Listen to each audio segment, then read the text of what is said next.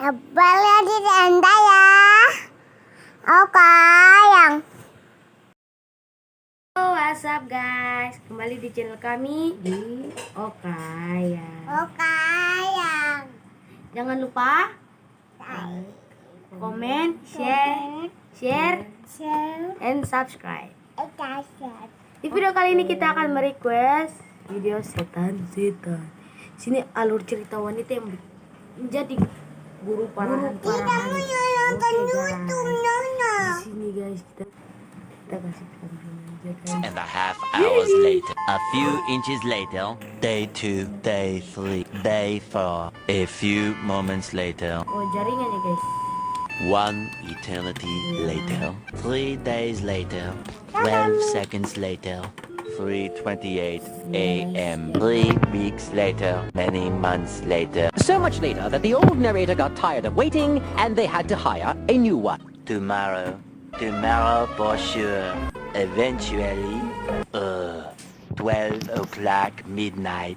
2 hours later. Meanwhile, 8:01 p.m. The next day later. 20 minutes later. 6 hours later. Several bad puns later. 1 hour later. 2 hours later. 3 hours later. Can you move it along? I'm all out of time cards. 2 very boring minutes later. A few moments later. A few inches later. 2 hours. Oke guys, kita sudah masuk ke filmnya. Jadi kita lihat guys. Halo guys, apa kabar semuanya? Sehat-sehat saja kan? Jumpa lagi dengan saya di Movie Ngapa yang akan menemani Anda di saat gabut dan boring. Ada sebuah film horor yang sering masuk di FYP TikTok, Instagram, dan juga Facebook. Mungkin kalian sudah pernah menontonnya. Namun Mimin akan bahas versi utuhnya biar kalian paham kisah yang lengkap dari film horor ini. Film ini berjudul Hong Kong Ghost Story yang dirilis tahun 2011 silam. Dibintangi oleh Jennifer Stay sebagai tokoh utama. Dan di IMDb, film ini mendapatkan rating 4,7 saja. Tapi film ini layak untuk kalian simak karena seru juga termasuknya. Seperti biasa, sebelum kita mulai, Mimin ingatkan bahwa video ini merupakan full spoiler content. Dan Mimin mengucapkan terima kasih kepada kalian yang telah mensubscribe channel ini dan mau menonton video ini hingga akhir. Tanpa basa-basi lagi, mari kita mulai videonya. Film ini diawali dengan seorang laki-laki yang sedang mengunjungi sebuah makam. Di sekeliling makam itu banyak sekali boneka manekin. Ia melakukan penghormatan kepada makam itu. Sepertinya itu adalah makam seorang sutradara terkenal. Kemudian laki-laki itu segera pergi setelah selesai. Setelah lampu dimatikan, nampak maneken-maneken di sana menjadi hidup dan bergerak, seperti layaknya kru film. Mereka mempersiapkan peralatan syuting di sana. Hantu sutradara yang sudah dari tadi duduk meminta clapperboard ke asistennya, dan film pun dimulai. Yang item yang. Di dalam taksi, seorang wanita menghapus beberapa file foto di HP-nya. Sepertinya ia habis putus dengan kekasihnya. Wanita itu menuju ke sebuah SMA dengan taksi itu. Ia keluar menggunakan payung karena saat itu hujan sangat lebat. Dari balik cermin, ada seseorang yang sedang mengawasinya. Wanita itu tiba di teras gedung, dan ia mencoba mencari di mana ruang kepala sekolah berada. Saat hujan sudah reda, ia mencoba bertanya ke seorang siswi yang sedang bermain basket sendirian. Gadis itu bernama Dondon. Ia meminta Dondon untuk mengantarkannya ke ruang kepala sekolah. Wanita itu memperkenalkan dirinya. Sebenarnya, dia adalah guru pengganti, dan ia bernama Ibu Jennifer Yip. Setelah ini, tokoh utama kadang Mimin panggil Ibu Yip dan kadang Mimin panggil Jennifer ya. Singkatnya, setelah mereka sampai, Ibu Yip mengucapkan terima kasih ke Dondon, dan Ibu Yip memasuki ruangan itu. Di sana, ia bertemu Ibu Kong dan Ibu Kepala Sekolah. Bu Kapsa menjelaskan bahwa Ibu Yip akan mengambil alih pelajaran sejarah karena guru yang bertugas sedang pergi, dan Ibu Yip akan mengajar kelas sore.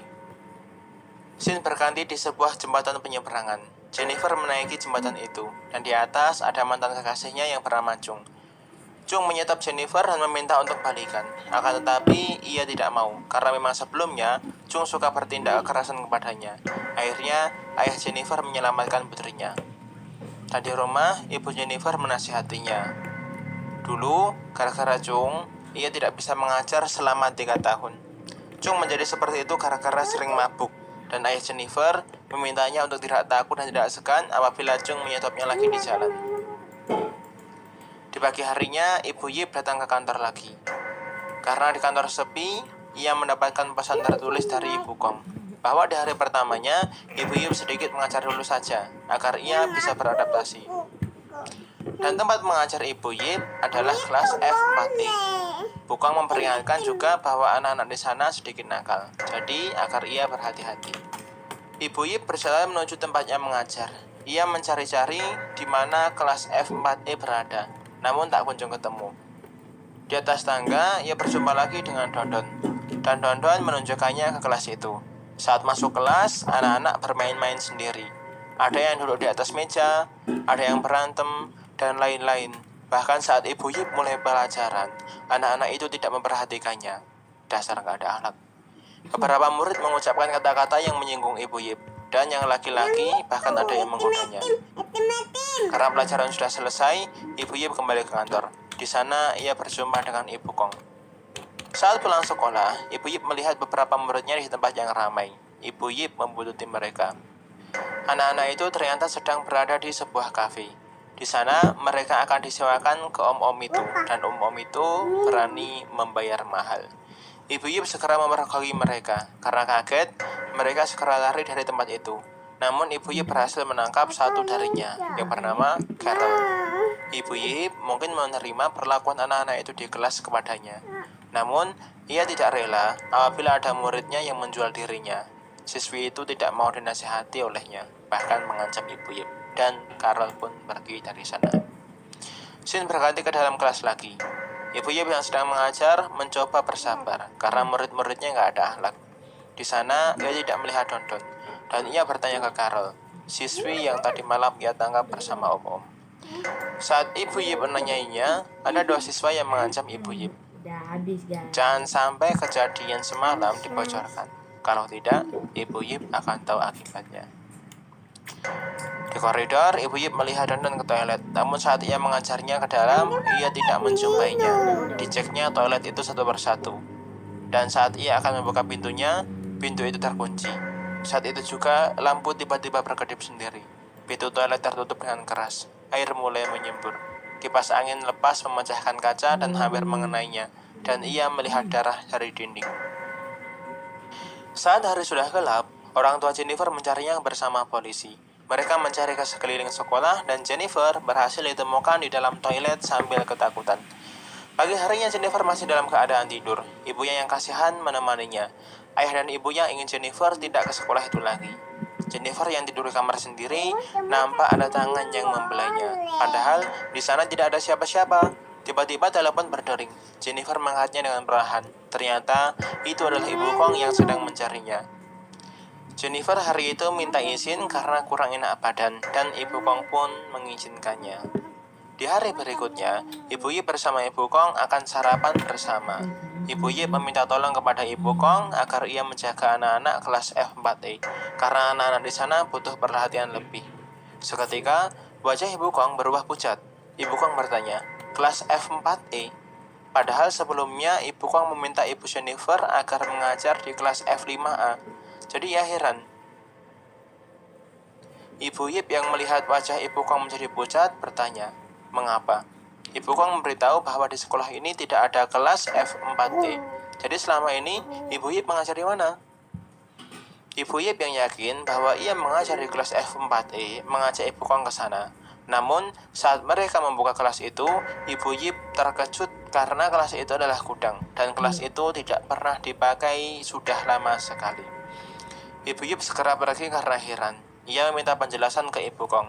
Namun karena kasus itu dirahasiakan, akhirnya datanglah Ibu Kepsek dan ia menjelaskan masa lalu kelas F4E. Dulu ada seorang siswa yang selalu diganggu di sana.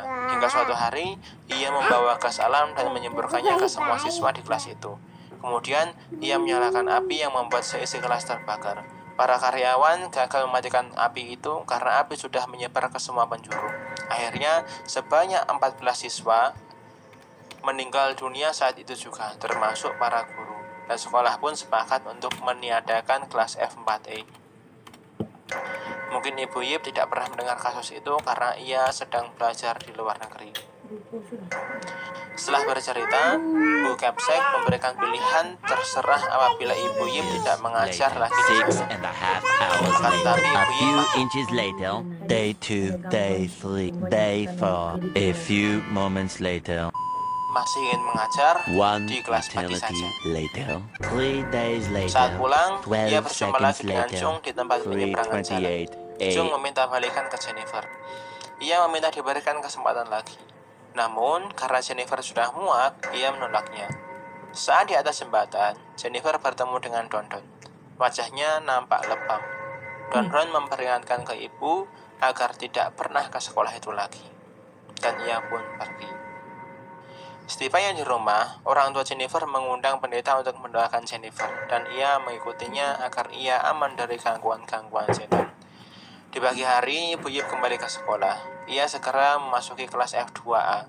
Akan tetapi, ia heran, karena ternyata isinya adalah murid kelas F4E. Ia meyakinkan dirinya bahwa itu hanya halusinasinya saja. Berbeda dengan biasanya, pada hari itu anak-anak tampak tenang, dan anak-anak memintanya untuk mulai mengajar. Ibu Yip yang dari tadi masih ada sedikit takut, akhirnya mulai mengajar kembali. Sesekali ia melihat ke belakang.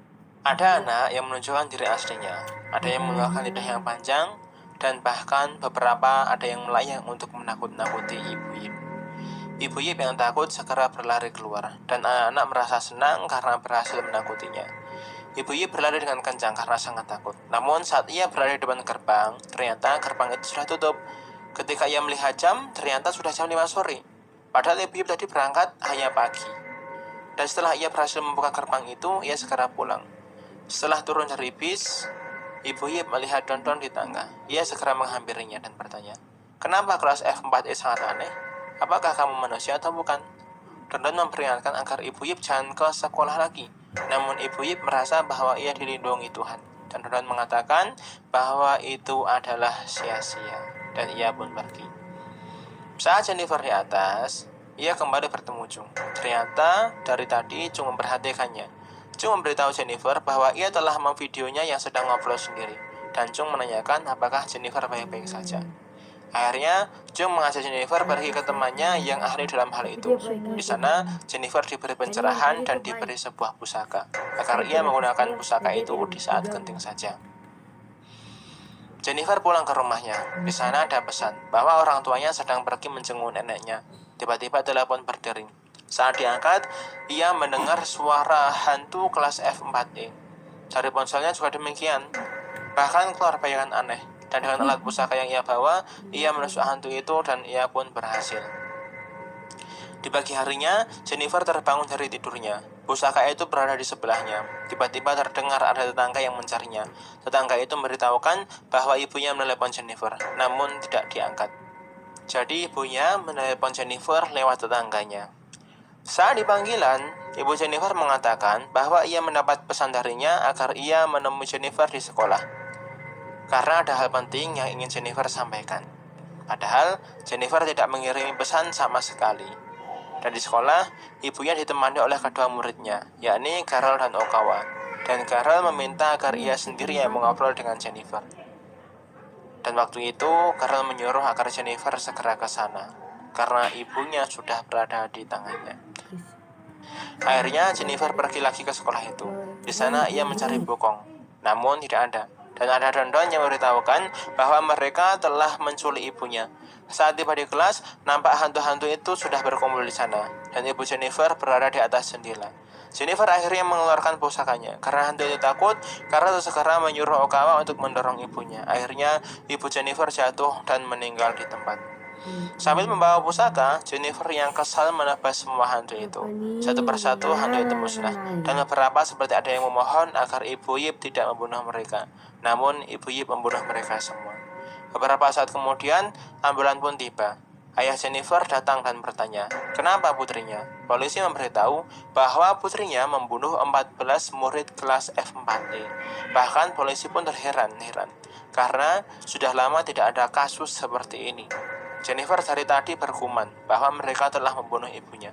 Padahal ibunya masih sehat bersama ayahnya, dan kepala sekolah pun datang. Ada yang merasa aneh?